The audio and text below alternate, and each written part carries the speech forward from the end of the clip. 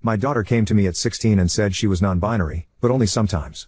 Like, some days she would feel more male than female and some days she would feel like neither. She wanted me to ask her every day what day it was and then refer to her as that pronoun of the day. I told her that wasn't going to fly. Growing up, I spent a lot of time on LJ during the old bun self and Zen self Zir self days. People who think this is new to this generation are fooling themselves. I told her that I would call her the pronoun she wanted, and do my best to remember it day to day, but she was going to have to tell me what she wanted for that day. I wasn't going to play a daily guessing game. This went on for about a week or two until she finally seemed to grow tired or bored and just said I could call her her. Though she still identifies as non-binary. Fine. At least when it was going on she wanted she, he, or they. I'm sorry but I couldn't have done fox self/fox them with a straight face. So that's the pronoun story and looking back where I think things started to go off the handle. Here's my real question. My daughter is now 18, pregnant, and seems to have lost her goddamn mind. Or I'm an asshole. You choose. This year has been a struggle. She wanted to take a break year before she goes to community college, but can't keep a job. Apparently, retail situations are too phobic against her non-binary state. My child looks/acts/dresses exactly as a young adult female BTW. When I ask how people are being phobic against her she gets as prickly as a cactus so I really don't know the details. She's been through 4 or 5 jobs this year, quit all of them. She won't consider call centers that aren't face-to-face because she doesn't like to talk on phones, and is apparently looking for a remote job without any luck. She's been unemployed since Thanksgiving. She quit her last job on Black Friday, in fact, and I was on the verge of laying down the law, telling her she either needs to go to school this upcoming semester full-time or get a full-time job or move out with her friends. But now she's come to me and she's 5 months pregnant. She's very angry at me, says it's my fault because, 1. I didn't put her on puberty-blocking hormones when she came to me 2 years ago. 2. She believes I am in fact trying to feminize her by getting her birth control. The pill. She's been throwing her prescription away. This is where I might be the asshole. I called her a little idiot. We don't use that sort of language in my house, and I never call people names, especially my own child, but at that moment I could just see red. The hormone thing is a non-issue emo because this is the first time I ever heard of her wanting hormones. What was I supposed to do? Go back in time? As for the birth control, it's also the first time I'm hearing anything about this. There are non-pill options that don't have estrogen. If that was her want, all she had to do was ask and I would have driven her to the doctor myself. Or she could have taken the car. She hasn't done it. She has her own medical card, even. Though to be fair, I don't know how she would have managed the co-pay without a job. I know for a fact her old high school gave out free condoms like candy because her friends were always giggling over flavored sample packs and even blew a few of them up like balloons and left them around the house one time. She had all the birth control she could ever want and used none of it. It gets worse. We're way past the date of abortion. Again, I would have helped her if this had been her wish. We live in an abortion-protected state and can afford it. She's known she was pregnant since about 2 months and has come to think of her baby like a sibling. She expects me to raise it like it was mine. That this is my duty, in fact, Beck, she says it is my refusal to accept her non-binary state that led to her being pregnant. So she was going to get a brother or sister and I was going to have another child. You can say my language grew sterner. Versions of get your head out of your ass and congratulations, mommy, you have some hard decisions to make and I said I would absolutely not raise her baby for her. She also refused to say who the father was. Now that I've cooled down I'm really hoping she has a secret boyfriend. She does have some friends who were born male, but now also don't identify that way. We didn't even get there as I lost my mind when she said she thinks of her own baby as a sibling and wants me to raise it like my own child. She's locked herself in her room loudly wailing, I feel like crap warmed over. She's been in there for 12 hours, and as she has an attached bathroom, probably won't be coming out until she gets hungry. Considering it's been half a day I think she has snacks stored. I also don't know where to go from here. Being pregnant sucks and messes with your head, so I'd like to blame that and the fear she must be feeling, but I have the bad feeling I either raised a spoiled brat or someone with an emerging personality disorder. So I need to know from people who aren't emotionally involved, and maybe some people who are more in tune with this whole non-binary thing than I am. What do I do to help while also making her responsible for her own child? How can I help my daughter except she must do basically the most feminine thing you can do, give birth and possibly breastfeed, while being sensitive that she's non-binary? Am I just a big asshole here? Typing all this out it feels like my daughter is lost in crazy town. I'm still not raising her baby but at what point do I drag a legal adult to the hospital? I told her she needs to work out details if she wants to adopt with the father, and she was welcome back home when she had a plan in place. It was short because I heard her on the way out. I think she just meant to leave without saying anything. Thank you for your kind comments and advice, Reddit. I'm going to sleep. First update 5 months ago in r/Ada. Hi, this is an update to this post. Long story short, my 18-year-old NB daughter wanted me to raise her baby, and she told me she thinks the baby is her sibling. We had a blowout. She locked herself in her room for most of a day, and then took off with her friend/her lover, so this happened a few days ago but I didn't update because I needed to get my head around it. It still doesn't make sense. Daughter finally unblocked me. She and the person who got her pregnant wanted to talk to me at a public place. We chose IHOP. Although I suspected I knew who her lover was, I was disappointed to find out because they have been a part of my daughter's friend group since high school and was the only one I ever had a problem with and kicked out of my house. They are trans now, but 2 years ago the friend group was watching a movie in the living room, and every time I'd pass by he then, would lock eyes with me and make really obnoxious, loud, orgasm sounds like that scene in Harry Met Sally. I told him to knock it off and grew sterner when he did it again. Then when I was in the kitchen he somehow snuck up behind me and was miming jack-off movements with his hand. I turned around and caught him at it. He was still fully clothed, but it was startling and freaky. I kicked him out. So now I'll just call them sperm donor because that's what they are. I'm still calling my daughter and she because I still haven't been told not to by her otherwise. So get off my case on that. Anyway, the IHOP meeting was a shit show. Sperm donor sat with my daughter and went on the attack. Sperm donor's points were: 1. I was poisoning my daughter by making her take birth control. I only helped her get the prescription and would have done everything I could if I knew she didn't want to take the pill. There are other methods, too. It will take years to fix my daughter after all I did. Not giving her hormones even though I had no idea that was what she wanted. She dropped even wanting to change her pronouns after a few weeks. 3. Abortion is a sin and I am a monster for suggesting it. It's past the date anyway. 4. I am further abusing her by not taking care of the baby while she fixes herself.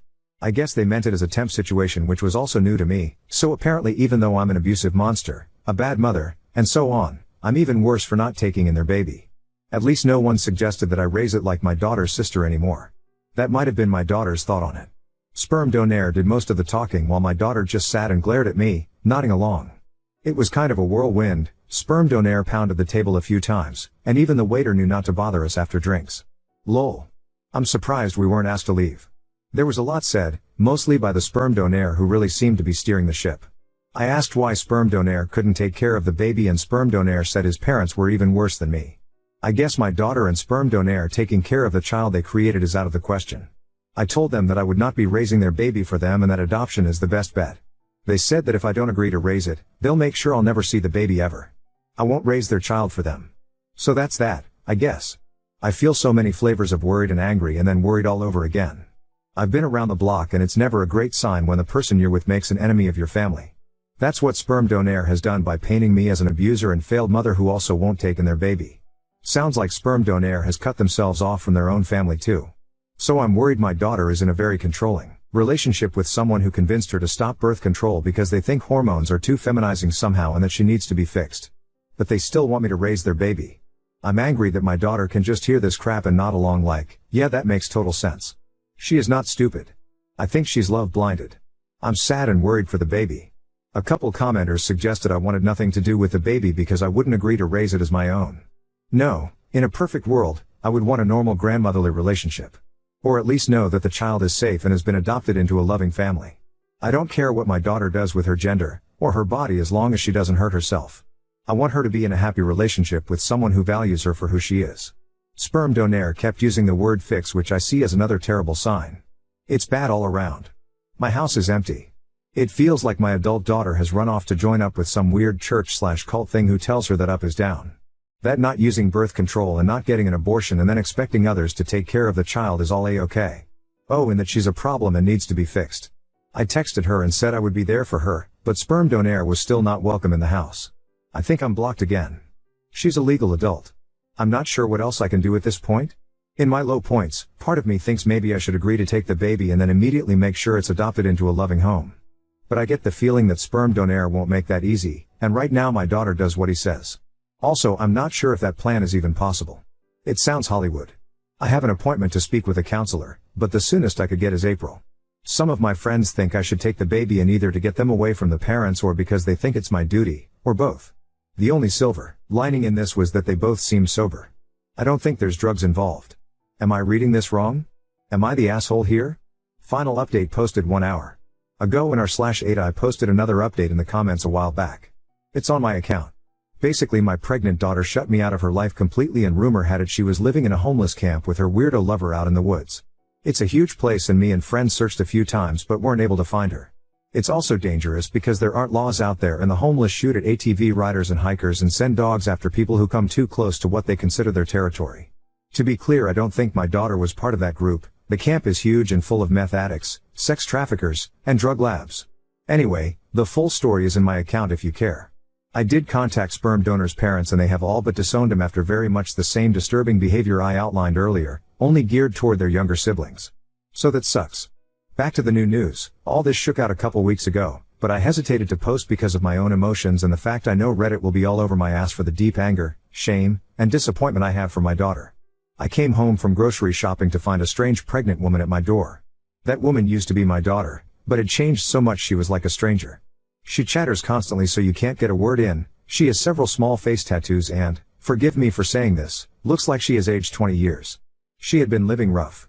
She was angry I locked her out, I changed the locks after she left, and basically expected to move back into her old room with no problem, like it was just another day from back in the winter when she lived here.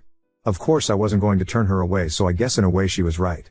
She was living in the homeless camp with the sperm donor, and I insisted she take a shower because it looked like she hadn't since leaving. She also stank bad. She had no shame about blocking my number or what she put me through by disappearing.